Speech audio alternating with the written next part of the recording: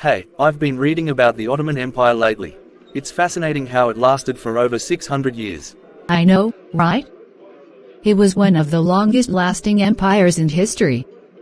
They controlled so much territory, from Southeast Europe to the Middle East and North Africa. It's incredible how they managed to govern such a diverse range of cultures and religions. Exactly. I was surprised to learn how tolerant they were towards different religions.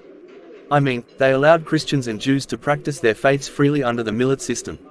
That's pretty advanced for the time. Definitely.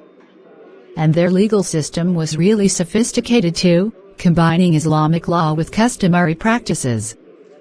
It's interesting how they balanced such a vast empire with a blend of tradition and innovation. And don't even get me started on their architecture. The mosques, palaces, and bazaars they built were stunning. The Hagia Sophia, for example, it's amazing how they transformed it from a cathedral to a mosque and now a museum. The blend of Byzantine and Ottoman architecture is breathtaking. I've always wanted to see the Topkapi Palace. It's like stepping back in time to when the sultans ruled. The way they lived, with the harem and all the court rituals, was so elaborate. Can you imagine what it must have been like to live there? It must have been surreal. But it wasn't all grandeur. The empire had its share of challenges, especially in its later years with the constant wars and internal strife. The decline of the Ottoman Empire is a classic example of how even the mightiest empires can fall.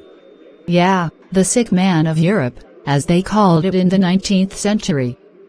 It's a reminder that nothing lasts forever.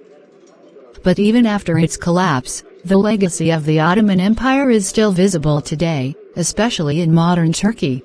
Absolutely. It's amazing how much of the world we know today was shaped by the Ottomans.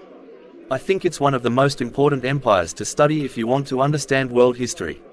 Agreed.